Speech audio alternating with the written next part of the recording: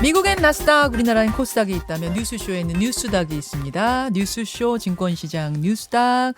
오늘도 두군 브러더스 나오셨어요. 국민의힘 전 비전전략실장 김근식 교수, 민주당 전 선대위 대변인 현근택 변호사, 어서 오십시오. 안녕하세요. 네, 안녕하세요. 조금 전에 따끈따끈한 여론조사 결과가 하나 나왔는데요. 미디어 트리뷴이 의뢰하고 리얼미터가 조사한 8월 29일에서 9월 2일까지의 대통령 국정수행 평가. 긍정 32.3, 부정 64.9로 이게 정례조사잖아요. 지난주 대비해서 1.3%포인트 하락했네요. 현 변호사님, 네네. 무슨 이유라고 보세요?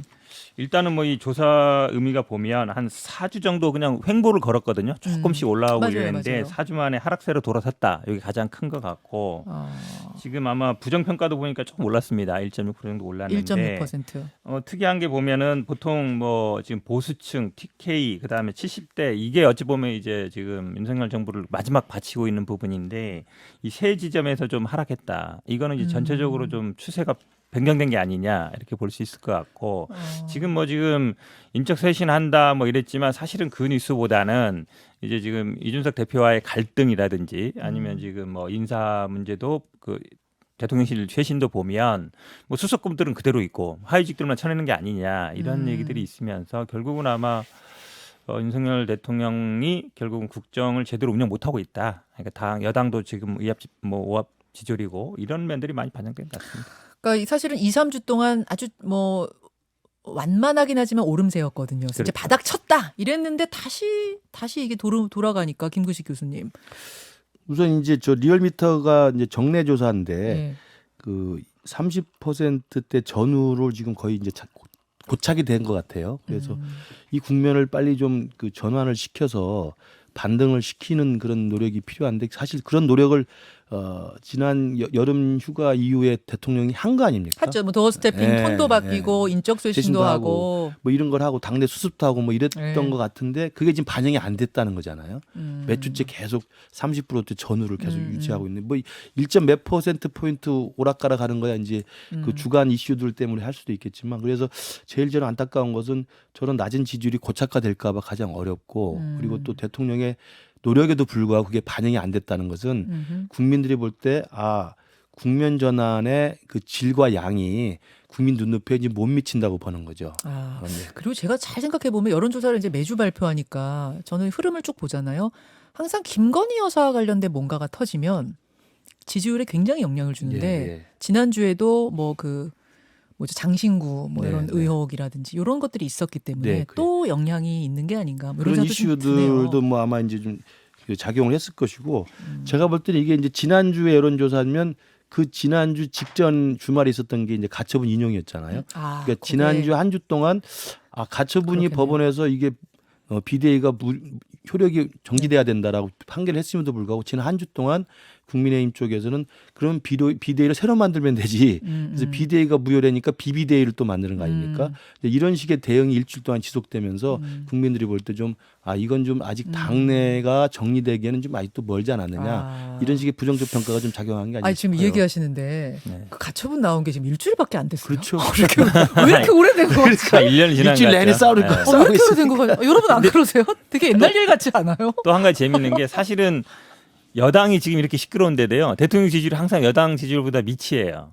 예. 왜 그러냐면 사실 임기 초반에는 예. 반대거든요, 항상. 대통령 맞아요. 지지율이 여당 지지율을 높죠. 끌어요. 그렇죠. 네. 이런 상황인데 사실 여당이 이렇게 시끄러운데도 뭐 한 37% 정도라는 거잖아요. 네. 근데 대통령 지지율은 그보다 낮다는 거는 그 대통령이 역할을 못 하고 있다는 거예요, 기본적으로. 여당이 저렇게 시끄러워도 그래도 대통령 지지율보다 높게 나온다는 거는 그래도 여당에 대해서는 기대가 조금 더 있다는 거잖아요. 그렇습니까? 그럼 이 문제의 본질은 결국 대통령한테 있다는 얘기예요.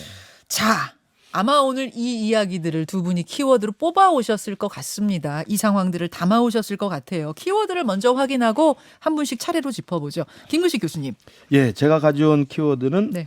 하한가로 이재명 사법 리스크 오픈 게임 시작 이렇게 정해왔습니다. 이재명 사법 리스크 오픈 게임 시작이라는 게 무슨 말이에요? 이게 본 게임 한참 남았는데 전초전. 네, 전초죠. 예전에 우리 권투 인기 있을 때 보면은 권투 본 게임 메인 게임 하기 전에 그 경량급 선수들 맞아요. 올라와서 오픈 게임 하지 않습니까? 오픈 게임은 그냥 재밌거리로 보는 건데 이번에 이제 출석 요구서는 제가 볼 때 오픈 게임에 불과한 건데 이게 아주 엄청난 경랑을 불러일으키고 있어서 이재명 대표가 어떻게 대응할지 귀추가 주목됩니다. 이재명 대표와 관련된 조사가 지금 한 10개 정도 굴러가고 네. 있는데 이건 오픈 게임에 불과한데도 그렇죠. 벌써 달아오른다. 네. 잠깐 기다리시고요. 현 변호사님. 저는 뭐 직무대행 전문 직무대행 전문 집권 여당 이렇게 잡았습니다. 직무대행 전문 네. 집권 여당. 직무대행 전문사 같아요 보니까. 예. 지금 두 분이 다 굉장히 대행사 대행사. 두 분이 굉장히 다 잘 찍어 오셨네요. 재밌게. 예, 한번 풀어가 보겠습니다. 먼저 현 변호사님 키워드를 가지고 이야기를 좀 마저 해보면 좋을 것 같아요. 직무대행 전문 집권 여당. 어제 이준석 전 대표의 기자회견. 네. 기자회견이 뭐 가장 최근의 국민의힘 이슈인데 일단 그동안 자맹을 이어오다가 네. 왜 침묵을 깼을까요? 일단은 지금 본인이 일단 저 가처분 인용됐을 때는 본인이 유리한 위치에 있었는데 네. 지금 흘러가는 구도가 뭐 당원 당규를 바꿔가지고 새로운 비대위원장 임명하고 이렇게 가면서 어쨌든 본인이 이제 다시 또 수세에 몰린 입장이잖아요. 근데 저는 뭐 많은 분들이 분석하는 것처럼 본인은 뭐 TK의 의미를 둔 게 아니다. 그리고 윤석열 대통령 행보를 의식 안 했다 그러지만 저는 그렇게 보지는 않아요. 왜 그러냐면 일단 TK 지역 그러니까 이준석 대표가 칠곡 출신이라는 걸 많은 사람들이 잘 몰랐어요. 몰랐죠. 예. 근데 지금 보면은 뭐 칠곡 출신이고 내가 뭐 거기서 500년 살았다 이러니까 TK 지역에 어쨌든 조상이 오래 살았다. 여기 출신이라는 걸 강조하는 거잖아요. 그렇죠. 굉장히. 아버지도 거기 뭐 경북고 그렇죠. 나오고 예, 그런 이런 얘기까지 다 얘기들이 했어요. 결국은 본진이잖아요. 본진. 그러니까 본진을 흔드는 거거든요. 그러니까 윤석열 대통령도 보세요. 서문시장 갔던 게 지지율이 막 떨어지고 이러니까 가서 기도 받고 이러는 게 다 사실은 보수 정치인들은 TK의 심장에서 주도권을 잡고 싶어 해요. 근데 거기가 어찌 보면 윤석열 대통령도 본진이거든요. 윤석열 대통령의 마지막 어찌 보면 근거지인데 그거를 이제 나가 뺏겠다. 내가 차지하겠다. 사실 이거는 꼭 당권만 염두에 두는 건 아니라 어쨌든 TK에서 지지를 받는 정치인이라야만이 주도권을 잡을 수 있다라는 거를 저는 생각하고 있다고 봐요. 대통령까지 내다본 행보라고 보세요? 아니 그러니까 대통령도 어쨌든 네. TK를 지지 기반으로 삼고 있고 예. 거기를 의지하잖아요. 아, 특별한 예. 지지 기반이 없는데 그러니까 어쨌든 지금 경쟁 관계는 윤석열 대통령과 경쟁하는 거잖아요. 그렇죠. TK에서 자기 왜냐면 TK에서 지지율이 별로 안 좋아요. 그러니까 특히 이제 국민의힘 당원들한테는 뭐 예전에 유승민처럼 배신자 뭐 이런 생각들이 많단 말이에요. 그러니까 어제도 보면 계속 유승민 얘기하잖아요. 배신자 낙인 찍었다 이러는 건데 예. 그거를 어찌 보면 유승민 대표 같은 경우는 정면 돌파를 못했는데 본인은 이제 정면 돌파하겠다, 극복하겠다, TK에서 승부 걸겠다 그런 게 딱 보여요. 유승민 전 대표 예전에 증세 없는 복지는 허구다라고 했다가 낙인 찍혔다라는 이야기를 어제 그렇죠. 기자회견에서 했거든요. 이준석 대표가 유승민의 길을 걷지 않고 나는 정면 돌파하기 위해서 대구에 섰다라는 말이 될 수도 있다. 그렇죠. 저는 그렇게 딱 보여요. 저는 좀 어제 기자회견 보고 아까 이제 그 현 변호사와는 좀 다른 결의 느낌을 가졌는데 좀 이제 피로감을 느끼는 것 같아요. 그러니까 그 말은 뭐 그대로 여전히 강하고 예. 단호한데 그 얼굴 표정이나 그다음에 이제 국민들의 반응이라고 할까요? 특히 이제 당내 반응은 이미 이제 뭐 이미 루비콘을 건넜고요. 제가 누차 말씀드리지만 지금의 당 상황이나 당내 여론 분위기를 봐서는 이준석 대표가 오라도 네. 다시 복귀할 수 없는 현실적 상황이 돼버렸기 때문에 당내 상황도 이미 이제 강을 건넜고 저는 여론이나 국민들 반응도 아 그래 이준석 억울하다 불쌍하다 잘 안 됐다라는 생각을 해두고 있는데 네. 지금 상황에서 이제 피곤한 거예요. 아 이제 그만 좀 끝내자. 약간의 피로감. 그런 걸 느끼셨어요. 예, 정치라는 것은 옳고 그름을 따지는 상황이 될 때는 그 싸움이 중요한 의미가 있지만 그리고 관전하는 사람들 입장에서는 이게 너무 지속되면요 양쪽 다 그냥 피곤해합니다. 저는 그런 측면을 아마 이준석 대표가 느끼고 있는 게 아닌가. 저는 그래서 어제 기자회견에서 예. 말은 그대로 강한 어조로 나오지만 예. 이준석 대표 얼굴 표정이나 제가 전반적으로 느끼는 분위기는 이준석 대표 자신도 이제 지치고 피곤해하는 느낌이 아닌가 싶어요. 총평이 그러하시단 말씀. 제 개인적인 뇌피셜입니다. 이준석 대표도 피로해 보였고 보는 사람들도 피곤함. 피로함이 제 주위에 있는 많은 느껴져. 분들도 이제는 피로감을 느끼는 거예요. 옳고 그름 따지고 싶지 않아요. 옳고 그름 이미 정리됐잖아요. 그 주위에 계신 분들이 어떤 분들이에요? 우리 지역에 있는 이제 정치인들이 당원들도 있죠, 있지만 당원들이죠. 정치인들도 있고 그다음에 저한테 합리적인 이야기를 해주시는 분들도 계시고 저는 이제 중도 성향의 정치 지향을 갖고 있기 때문에 중도 보수. 예, 예. 저한테 그런 이야기를 해주신 분들이 이제 아 이준석이 맞긴 맞는데 이제 좀 정리하자 서로 그런 쪽. 네, 이런 중- 식의 보수 중에서도 그러니까 중도 보수 이준석 대표를 지지해왔던 층에서도 살짝 피로감을 느끼는 걸 피로감을 느끼는 느끼셨다는 것 같다. 예. 그런 말씀. 현 저는 변호사님 근데 총평. 저런 식의 어떤 게 위험하다고 봐요. 왜냐하면 저는 아마 피곤해 보이면 아마 밤새 글 쓰느라고 피곤했을 수도 있고 그럼요. 왜냐하면 어제 길었잖아요. 네, 근데 예. 그 표현들이 보면 보통 정치인들이 잘 안 쓰는 표현, 뭐 영남 사람 얘기라든지 아니면 뭐 그 금지곡 얘기라든지 어찌 보면 뭐 이 그냥 쉽게 나오는 얘기는 아니거든요. 뭔가 이제 짜내는 나오는 얘기인데 지금 말씀처럼 누가 옳고 그른지 얘기하면 딴 거 없어요. 이준석 대표는 아마 바라는 거는 내년 1월에 복귀해서 그냥 마무리하고 그다음에 나가든지 말든지 해주면 되는 거거든요. 네. 근데 그건 절대로 안 시켜주면서 왜냐면 잘라버리는 거잖아요. 어쨌든 이래 저러나. 그러니까 뭐 비대위를 만들든 추가 징계를 하든 기소를 하든 결론은 하나예요. 네. 이준석 대표도 나가라잖아요. 그만둬라는데 그거에 대해서는 답을 안 해주고 다 그냥 이제 아니 너 어차피 이제 많이 시끄러우니까 그만둬라는 거잖아요. 전형적인 제가 보기에는 그냥 현상 유지. 그러니까 옳고 그름이라는 거는 옳은 길이 있으면 글로 가야 돼요. 시간이 걸리든 안 되든지 간에. 근데 많은 국민들이 보기에 아니 그렇게까지 잘라낼 필요가 있냐? 그냥 복귀하게 하면 되지. 그렇게 그게 정상 아닌가 보는데 국민은 반대로 가고 있잖아요. 국민의힘은 반대로 가고 있어서 제가 직무대행 전문이라고 얘기한 게요. 네. 지금 뭐 당대표 직무대행 비대위원장 직무대행 하던 분이 이제 다시 또 돌아오는 상황이고. 주호영 그렇죠. 비대위원장. 정국이도 위장도 그만두니까 직무대행. 네. 사실 장관들도 교육부총리도 지금 직무대행 하고 있어요. 복지부 장관도 직무대행 하고 있죠. 그러네요. 검찰총장도 오늘 인사청문회 합니다만 직무대행 지금 한 3달째 이상 하고 있거든요. 아, 그러네 진짜. 생각해 보면 왜냐하면 직무대행이라는 건 정상적인 상황이 아닌 거잖아요. 우리가 대통령도 예를 들어 탄핵되면 직무대행 하는 것처럼 네, 네, 우리 네. 사실은 대통령실만 멀쩡하고 나머지는 다 직무대행 체제예요. 그러네요. 그러니까 맞네요. 이렇게 본다 그러면 이게 지금 한 3개월, 4개월 정도밖에 안 되는데 이 구성 자체가 기본적으로 안 되는 거예요. 여당도 기본적으로 다 구성이 안 되는 거고 정부도 구성도 안 되고 지금 대통령실도 지금 흔들흔들 하잖아요. 지금 뭐 비서관들 자르고 막 이러면서 그러니까 당정청, 당정대가 다들 어찌 보면 뭐 제가 보기에 정상적으로 굴러가는 게 하나도 없어요. 그러니까 직무대행 전문. 근데 왜 이렇게 신나 보이세요? 아니 그러니까 이상한 거잖아요. 제가 직무대행 전문이라고 얘기한 게 다들 제가 보기엔 뭐 이러다 대통령도 직무대행 하는 거 아니야? 뭐 이런 생각 들어요. 그 마지막 이야기는 좀 너무 과한 이야기고요. 그뭐 아주 아픈 대목입니다. 그러니까 지금 아직도 국무위원 중에 2자리가 비어서 직무대행 체제인 거 맞고, 그다음에 당도 직무대행이 워낙 지금 많이 이야기가 나오는 상황이어서 저 드릴 말씀이 없어서 안타깝다는 말씀드리고요. 제가 아까 이제 이준석 대표 피로감 이야기는 뭐냐면 네. 이준석 대표가 옳다, 네. 그다음에 억울하다. 국민의힘의 비대위 출범이 잘못됐다는 거 국민들이 대부분 동의합니다.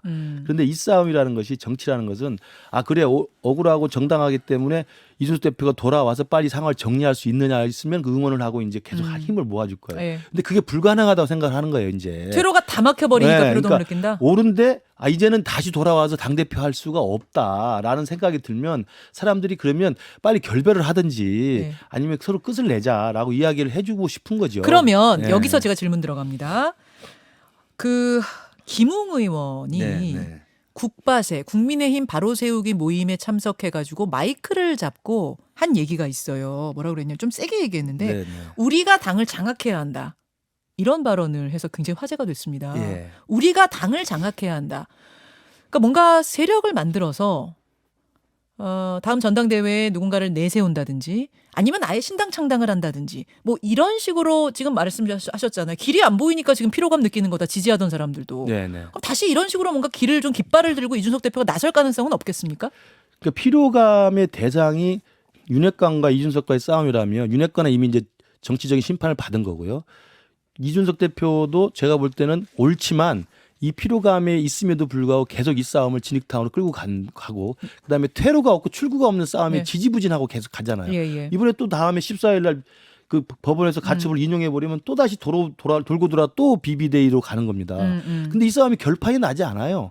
당에서는 절대 이준석은 안 받겠다는 것이고 이준석 끝까지 들어가겠다는 것인데 싸움이 퇴로가 없고 해법이 없는 상황에서 계속되면 이제 피로감이 생긴다는 거고 김웅원 이야기한 것도 그렇고 이준석 대표 이야기한 것도 그런 피로감이 있으면 끝까지 가긴 가겠다는 건데 저는 현실적인 사람이라서 싸움이라는 것은 싸움의 승리 가능성이 있어야 됩니다. 승리할 수 있는 현실 가능성이 있어야 되는데 이준석이라는 똑같은 스피커 그리고 이준석이라는 똑같은 상징적 정치인이 주도하는 싸움은 이제는 불가능해진 거죠.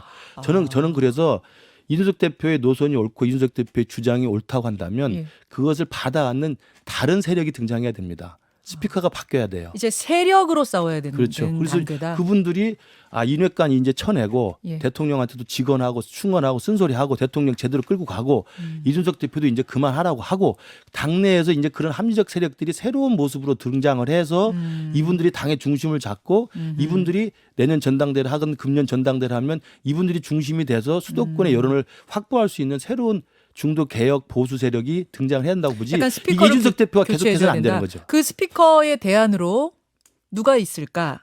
그건 저는 이제 찾아봐야죠. 지금 순간 떠오른 게 음.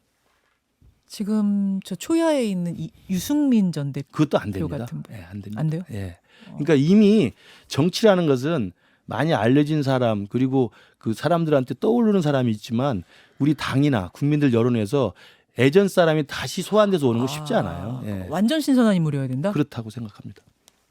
자, 현근택 변호사님, 네. 요거 질문 드릴게요. 이번 새 비대위가 출범하면은 한 번 더 가처분 신청을 내겠다는 거잖아요, 그렇죠. 이준석 대표가. 예, 예. 그게 또 인용될 가능성이 있습니까? 저는 가능성이 있다고 봐요. 왜냐하면 지금 이제 2차, 3차 가처분은 그렇게 뭐 의미는 없습니다. 왜냐하면 뭐 기존의 비대위원들은 사임해버리면 끝이고 전국이 개최 금지라든지 이것도 의미가 없는데 이제 새로 비대위원장이 선임되면 그분에 대해서 하는 거잖아요. 근데 1차 가처분 받아준 가장 큰 이유는 여러 가지도 있지만 비상상황이 아니라는 게 표면적인 이유지만 결정적인 이유는 결국 전당대회 전 국민과 당원들이 뽑은 당대표를 전국위에서 해임하지 마라 이거거든요. 민주적 정당성이 약하다. 근데 그때나 지금이나 상황은 똑같아요. 네. 전국에서 결국 당헌 개정해서 비상상황을 규정해서 해임하는 거잖아요. 네. 물론 지금 전국이 이렇게 당헌 개정을 다시 아마 전당대회에서 추인한다 그러면 몰라요. 이게 전당대회 동급이 되는 거니까. 네. 근데 지금 그게 아니거든요. 근데 두 번째는 뭐냐면 법원 판결 정면으로 반하는 게 주호영 비대위원장을 똑같이 임명한다 그러면 예. 그거는 법원을 완전히 어찌 보면 무시하는 거예요. 법원에 대한 그 도전이죠. 무시 정면으로. 도전이다. 그럼요. 심지어 지금 비대위원도 그대로 한다는 얘기가 나오거든요. 예. 이걸 만약에 동일한 판사가 딱 받아봐 예. 보세요. 어떻게 똑같은 사람이 내가 판결하는데 그냥 당헌 당규만 현실에 맡겨가지고 그러니까 비상 상황이 아니라 그랬는데 비상 상황이라고 당헌 당규를 바꿔가지고 똑같은 사람 임명한 거잖아요. 조롱 같은 느낌이 들 수 그렇죠. 있다. 제가 보기에는 판사 입장에서는 정말 기분 나쁠 텐데 그렇게 가고 있어요. 심지어 비대위원들도 지금 사표냈다 그대로 간다 그러잖아요. 그러면 제가 보기에 아까 말씀드린 결국은 전국위에서 당대표를 해임한다는 거 아니면 이 효력을 정지시켰던 사람을 다시 살려준다는 거 두 가지 면에서 저는 인용 알겠습니다. 자, 요거 지켜보기로 하고 다음 키워드로 좀 넘어가야 될 시간이 됐네요. 김근식 교수님 키워드는 이재명 사법 리스크 오픈 게임 전초전 시작을 갖고 오셨어요. 지금 돌아가는 상황 보면은 민주당도 오늘 의원총회입니다. 그래서 이재명 대표가 출석을 할 거냐 안 할 거냐를 당에서 정한대요. 일단 답 듣겠습니다. 출석합니까 안 합니까?